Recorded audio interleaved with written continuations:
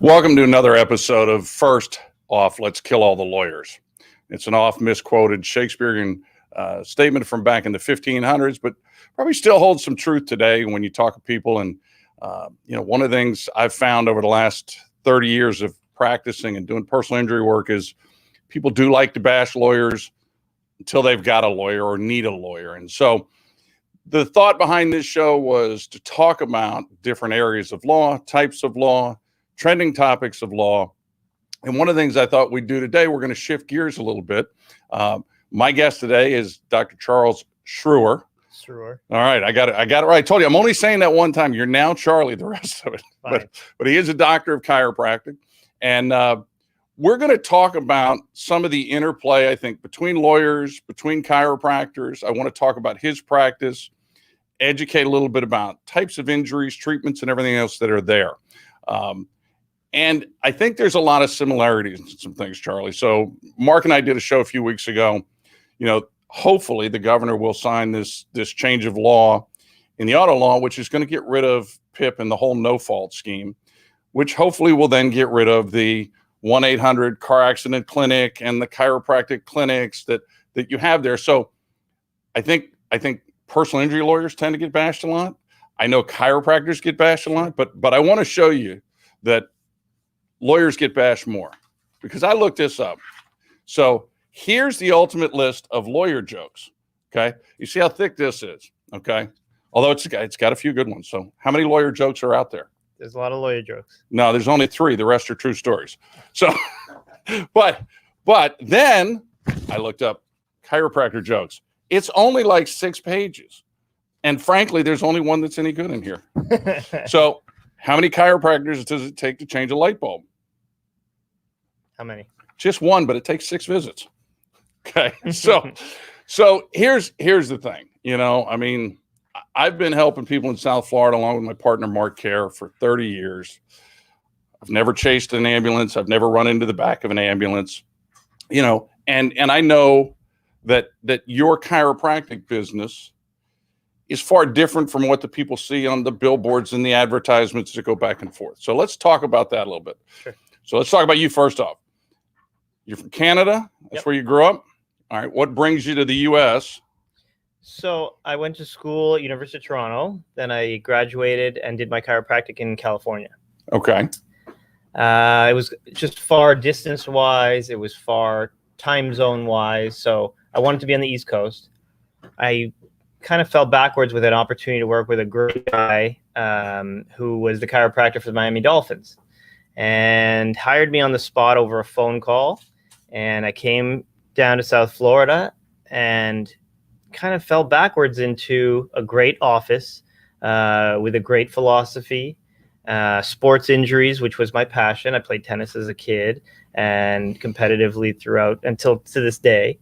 And I just had a good opportunity to work with this guy and in that environment. And we ended up treating, the Miami Dolphins for many years, the Florida Panthers for many years, some of the Marlin players. One thing led to another. I took over the practice and met my wife, had kids, and we love it here. And we've had you in South Florida since. Since then, yeah. So you run Pro Healthcare, which is where? So Pro Healthcare is in North Miami. It's a, sports injuries was the base behind it. But since, practicing for 20 years, you start to expand into family health and some auto accidents. It's multidisciplinary. We do chiropractic, physical therapy, massage therapy. We have mental health counseling.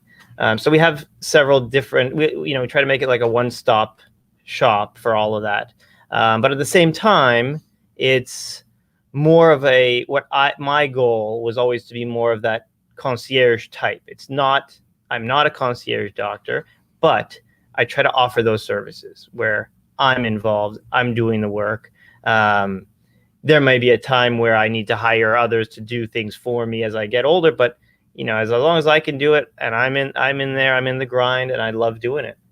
All right. So let's talk a little bit about chiropractic medicine. And you talk, I think, you describe sort of a holistic approach. Yes. Okay.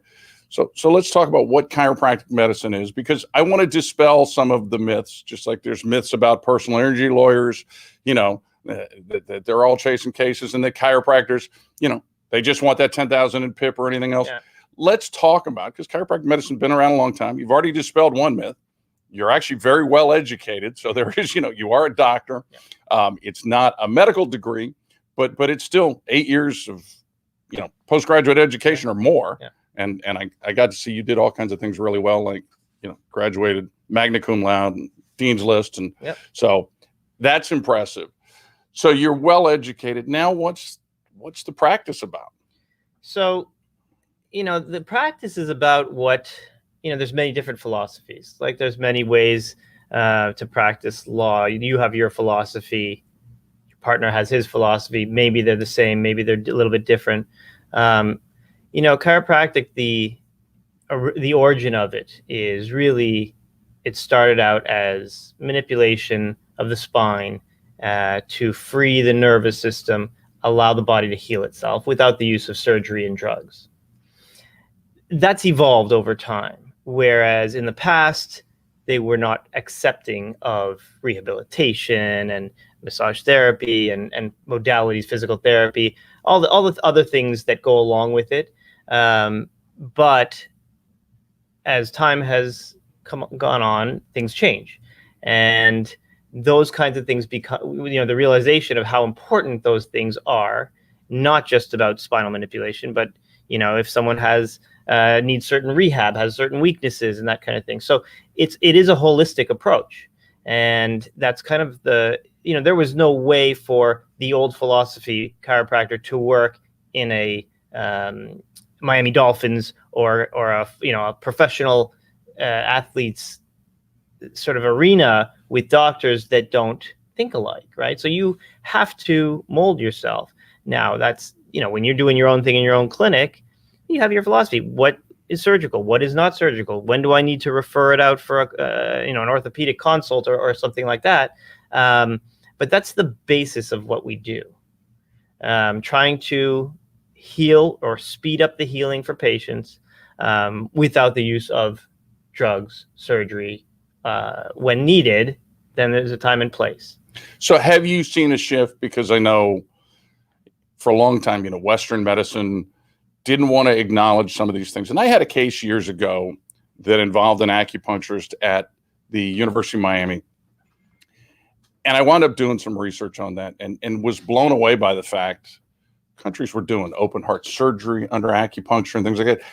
Maybe it wasn't documented in a textbook, but it's thousands of years of treatment and care. Sure. And again, a holistic approach of aligning things in the body and everything else. Right. So have you seen that start to shift now where there's sort of a merging between these two? So yes and no. I mean, I'm not going to get into the political side of things, big pharma and so on. Right. Well, we see what good they've done for everyone. Right. But at the same time, what I tend to see in my office is someone gets injured, they've tried everything else, and then I'm often the last straw. Okay. And especially early in my career. And suddenly you get them better. And they didn't need to go through what they went through. They were not cared properly. They were misdiagnosed. They were treated improperly, overly medicated, whatever it might be. And you get them better. And then suddenly you become their guy. You're their guy for everything. And so they come to you for the advice. They come to you. So in one way, it takes certain patients an injury that they are not getting, they're not improving, they're not getting better, their quality of life has gone down, and they're looking for something else. And then there's the other side of people who this generation is more open-minded, and you start to see a merge of the two. There's no question the population over the 20 years has changed. Now that you're seeing chiropractors on the sidelines in professional arena, every movie star talks about their chiropractor. Hollywood, as it's more in the media, it sort of becomes more popular. So it's definitely shifted, and you have different connotations, in different arenas. But I work with many medical doctors nutritionists. In my building my building, I've got all kinds of doctors around me, and we cross refer daily, and it's a great relationship. I think it's really important. So you talk about sort of what I guess would be the term maintenance, because I think there's a phase, and we'll talk about that in a minute, of treatment of acute injury and things like that there's a great benefit to. But there also seems now to be some philosophy of maintaining. And we're seeing, I think, that shift in mental health as well, that people are now starting to take a little more time to maintain their mental health. And some of these things are sort of coming out of the darkness to say, no, it's okay to sort of get adjusted and maintain. You maintain your car, you maintain all these other things that are important to you. Why wouldn't you maintain your body and your brain? I think what happens is maintenance is different for everybody. And to be dictated by someone and told, hey, you need to come here once a week for the rest of your life as a maintenance, that to me doesn't work. Maintenance for me, everyone has a different level of activity. Everyone has their own history. So it's about figuring out what that person's maintenance is for them. Okay, you have a tremendous history of injuries. Let's say you're a football player. Well, you may need more maintenance than someone who's, a little more sedentary, or not, if that other person is sedentary and is developing chronic issues as well. So maintenance is extremely important, but understanding, my philosophy is not just I'm the one who's going to maintain you. It's I'm going to give you the tools. I'm going to help you. Sure, if you get injured, I'm going to help you. I'm going to treat you. I'm going to maintain you. I'm going to, balance things up. But to give you the tools so that you can do things on your own to help.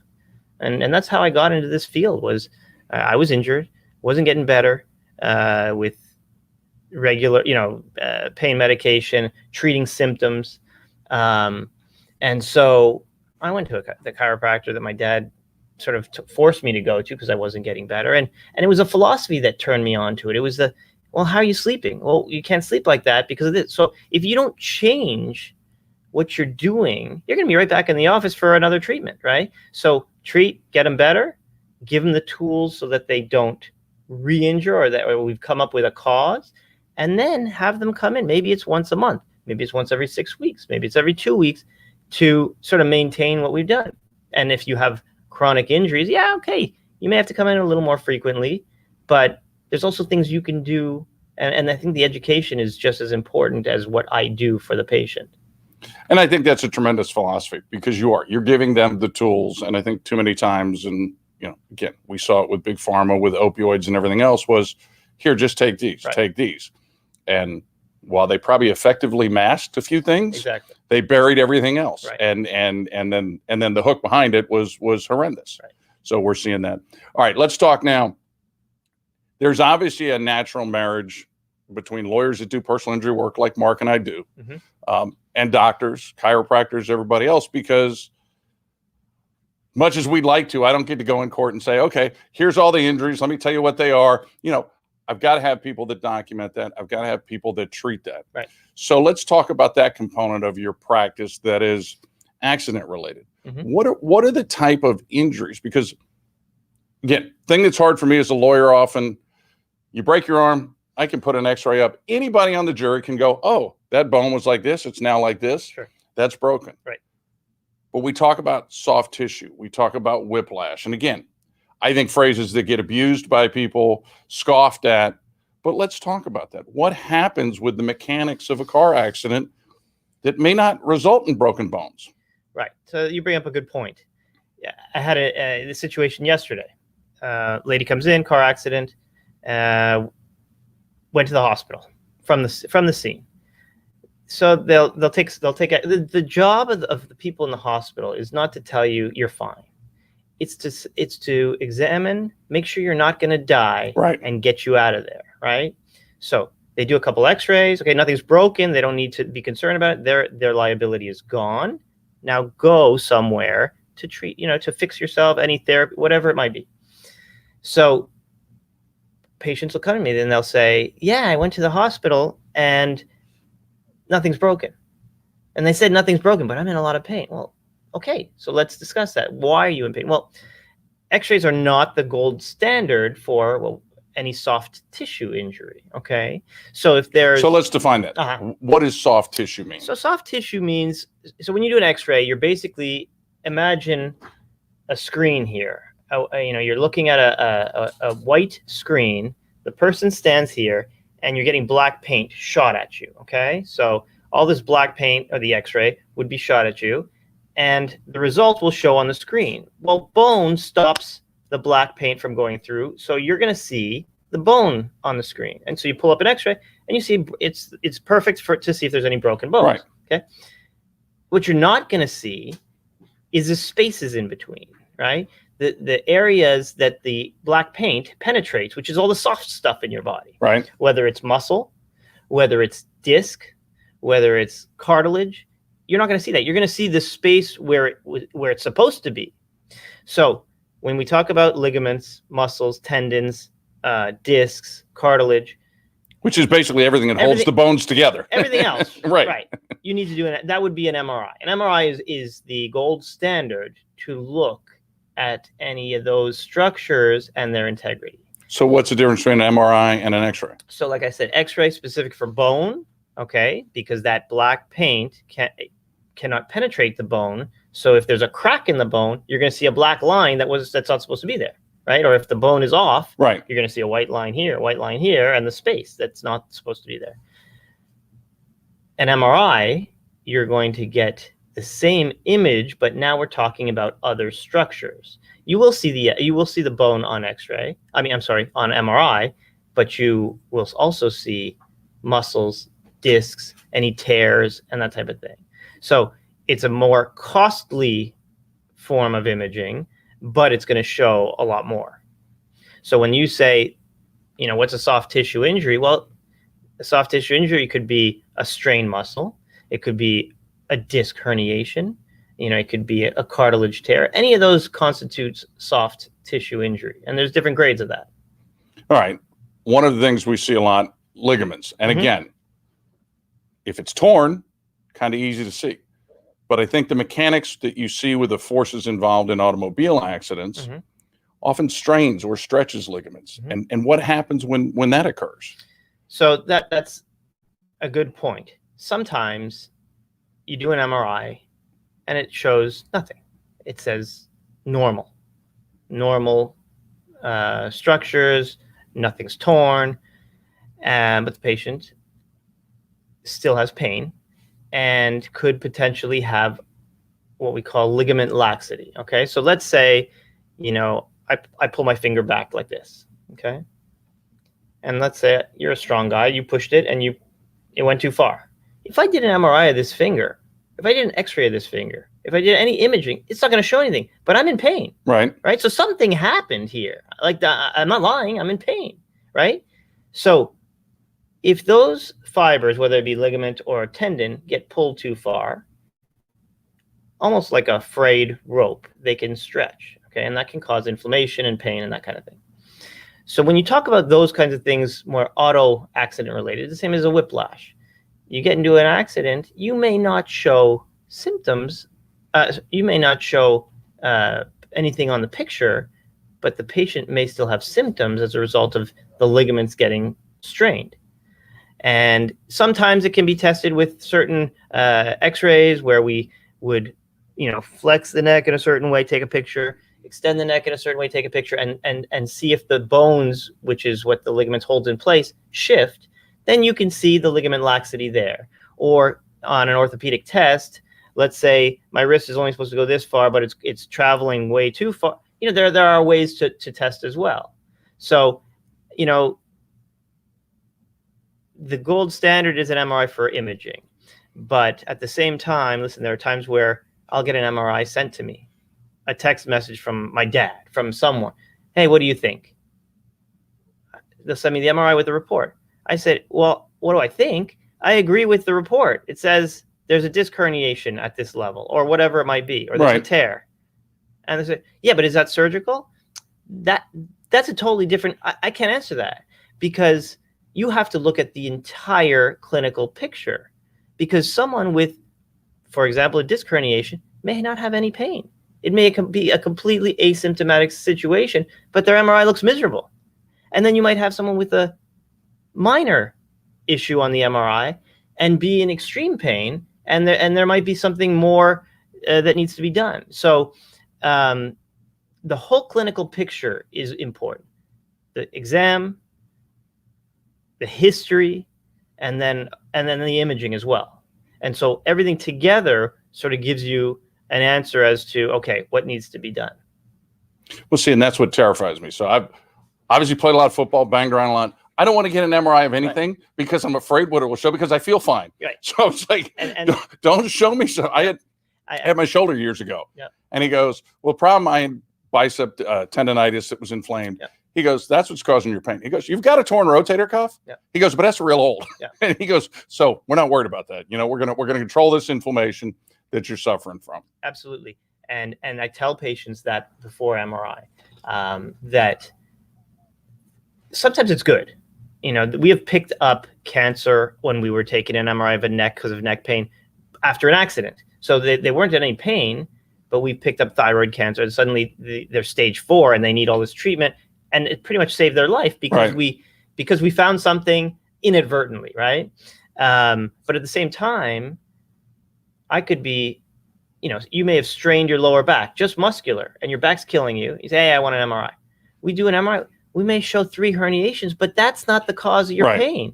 The cause of your pain is the strained muscle. You're going to be fine. Those herniations, you fell out of a tree when you were 5 or whatever. Right. So doing an MRI is good, but it shows everything, and it's going to show old stuff, new stuff. So that's why the whole clinical picture, the exam, is just as important. The whole thing has to be together. All right, so let's play show and tell, because you're a chiropractor, so I know you brought a spine with you. I did. Okay. Let's educate some people. We're talking about discs, and we're talking about ligaments. We're talking about the mechanics of an injury.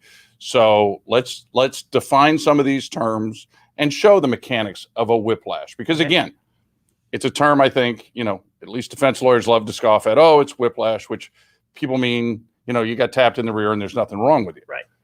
You've dealt with it. We've dealt with it. We've had joint, patients and clients in exquisite pain as a result of a whiplash injury. So, all right.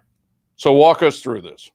Okay. So we're going to try to keep it as simple as possible. This is looking at the spine from behind. Okay. Okay. So this person is facing, let's say, the back there. You have the pelvis, and these are the bones of the spine, which should be relatively straight. Okay. The head would be here. The neck is here. Mid back, lower back, and pelvis. Okay. Okay. So now I'm going to turn as if I'm facing you. So this spine is now facing you. So when the baby's born, they're in that C shape, the fetal position. Right. They start to lift their head. That's a big baby, by the way. They start to lift their head, and they develop this curve in the neck. Okay. Okay. Then they start to stand and walk, and they develop this curve in the lower back. And so that's the normal sort of S shape of a healthy spine. Right. From the side view. Right. From the back view, it's straight. Right. Side view, these are normal curves. They help with the cushioning when you're walking, running, or any impact throughout the day. Those curves are there for a reason. Okay. Now, these are the bones, and they're separated by these discs, and those are like your shock absorbers. Okay. And in between, you have these nerves, spinal nerves that exit the spine, and they go to the rest of the body, controlling everything. Right. Okay. So the mechanics, let's say, of a typical rear end collision. Patients in their cars had a red light, and they get hit from behind. Okay. So typically, whether it's a 10 mile an hour, 30 mile an hour, typically, if a patient's wearing their seatbelt, they're going to get hit, and the first reaction will be where the head and neck quickly go forward. Sure. Okay. Because you've got the upper part of your body restrained by a seatbelt. Correct. So that part of the accident, now you're getting almost like when someone pushes you quickly from behind and you're not expecting it. you have ligaments that attach each vertebra to each other, and muscles and tendons, and those, if they're forced forward like that quickly, will stretch. Okay. And then after that, you get the result of that. When your head comes snapping back, right? Then you get the joints that kind of snap back onto each other and sort of pinch each other and can cause pain, inflammation, and that type of thing. That's the first sort of, minor whiplash where the discs are not involved. Okay, so that's like what they call a sprain, strain, or a whiplash, where just muscle and ligaments and maybe some nerve involvement, some inflammation, because those tendons and ligaments get stretched without expecting it, and the result is pain. Okay. Now, in a more severe situation, that same thing can happen, or in a quicker situation, or let's say if the patient's head is, they're looking into the rear view or something like that, they will snap forward quickly, cause a quick compression to the front of the disc, right, causing that jelly material in the disc to get forced back into the nerves here. And that's usually a little bit, that could be a very severe situation, but it's definitely more involved than just a regular sprain, strain injury. So you've got these discs that are encapsulated, sort of like a gel-like. And exactly. so they're going to crush. If they crush, that can push out and push back on a nerve. Right. So I like to think I explain it as the jelly donut model. You have that jelly donut, or the jelly material on the inside, right? The cartilage or the doughy part on the outside. So if I squish one side, something's got to give. the jelly material is going to pass out the other side. Right. So here's a jelly here. If I force this forward and now I'm squishing the front, where's the jelly going to go? Out the back. So it's either going back and left or back and right. And this is an example of a lower back right herniation. It's come back and to the right. And that's from the quick compression on the front of the disc. And then the result of that is the pain and the numbness, tingling, all the symptoms that we see. All right. So how important is it for people when they get into an auto accident to get evaluated early? Well, yeah, what happens is often we'll see patients come in and they'll say, the first day or two, I wasn't bad. And then they want to come in after that. They said, I can't move now. And so sometimes there's a lot of adrenaline and they don't want to go to the hospital. They don't want to spend the time. But it's important that at some point after an accident, you're evaluated, because there can be a whole host of symptoms that come on, spine, brain, that you wouldn't even associate with the accident because it's days later, or brain fog. The brain is just swimming around in its own in a skull. So you can hit centers of the brain that can cause confusion, dizziness, and all kinds of things. So the evaluation is extremely important, not just for the spine, but for the whole body. All right, wonderful. Well, we have certainly learned a lot today about the spine, accidents, some of hopefully the myths, and dispelled them about personal injury lawyers, about chiropractors, that as with everything, there's some out there and they're on the billboards and they're going to see them there. And there's others that care about what they do. Okay. And Charlie, I know, because we've dealt with you firsthand and seen the quality of care you provide your patients, that this sort of compassion and empathy that you're showing today is an everyday thing for you. And so I really appreciate you coming in. Again, Pro Healthcare, Dr. Charlie Srour. Okay. I'm calling him Charlie. It makes it easy. But there's hopefully, again, maybe some lawyers we can take off the list, maybe some chiropractors we can take off the list. I don't know. Were there chiropractors in 1500 when Shakespeare wrote then? I mean, we'll have to go back and look, because I don't remember a quote about killing all the chiropractors, but let's not kill them all. Charlie, great having you in today. Really appreciate it. I appreciate it.